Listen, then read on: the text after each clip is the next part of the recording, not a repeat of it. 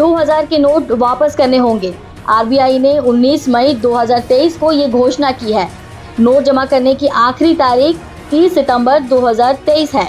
RBI ने अपनी घोषणा में कहा है कि 2000 के मूल्य की मुद्रा अब नागरिकों को डिपॉजिट या एक्सचेंज करने होंगे 30 सितंबर 2023 के पहले।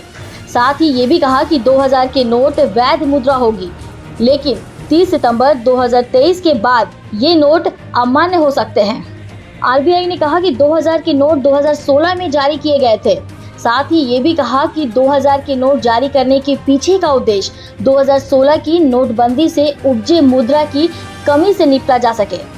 आरबीआई ने कहा कि लोगों को घबराने की कोई जरूरत नहीं है, लोगों को नकदी बदलने के लिए पर्याप्त समय देने जा रही है। आरबीआई ने ये भी कहा कि ये नोटबंदी नहीं है।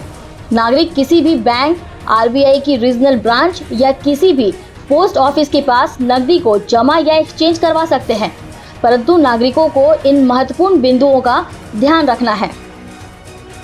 पहला, नकदी जमा की दैनिक सीमा केवल 1 लाख है। दूसरा, गैर खाता धारक केवल 10 नोट एक बार में बदल पाएंगे। तीसरा, खाता धारक अपने खाते के द्वारा 2 लाख की नकदी जमा या एक्सचेंज कर सकते हैं।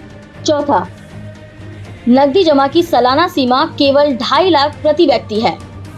पांचवा, प्रति व्यक्ति नकदी की सालाना सीमा सभी सोर्स के द्वारा केवल 20 लाख है।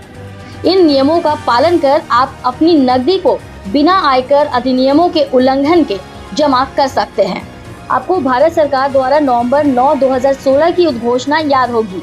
भारत सरकार ने इस दिन को 500 एवं 1000 के नोट वापस लेने की घोषणा की थी। नागरिकों को इस दरमियान काफी मुश्किलों का सामना करना पड़ा था।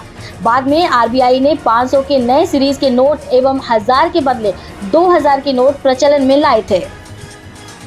आरबीआई की सालाना वित्तीय रिपोर्ट 2022 के अनुसार 500 एवं 2000 के नोट कुल मुद्रा का 86.10% है। आरबीआई की वित्तीय रिपोर्ट के अनुसार कुल मुद्रा जो उपयोग है वह 2016 की तुलना में लगभग दुगनी हो गई है। परंतु आरबीआई का कहना है कि 2000 के नोट सामान्यतः प्रचलन में नहीं थे। इसकी सालाना रिपोर्ट 2022 के अनुसार 2000 के नोट केवल 1.6% ही है। कुल प्रचलित मुद्रा का एवं मूल्य के हिसाब से यह आंकड़ा केवल 13.8% ही है।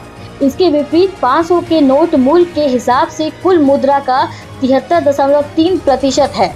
आरबीआई का कहना है कि 2000 के नोट वापस लेने से आम जनता को कोई तकलीफ नहीं होगी, न ही छोटे उद्यमियों को। इस बात को गौर करने की आवश्यकता है कि 2016 की नोटबंदी से भारत में डिजिटल लेन देन काफी प्रचलित हो गई है। भारत सरकार के ministry of electronics and technology के डाटा के अनुसार 2017 से 18 के दरमियान डिजिटल पेंशन का वैल्यू सिर्फ 2071 करोड़ था। यह बढ़कर दिसंबर 2022 को 9192 करोड़ हो गई है। भारत सरकार ने कहा है कि 2000 के नोट वापस लेने से काले धन में कमी आएगी, भ्रष्टाचार पे रोक लगेगी एवं नकदी की जमाखोरी में अंकुश लगेगा।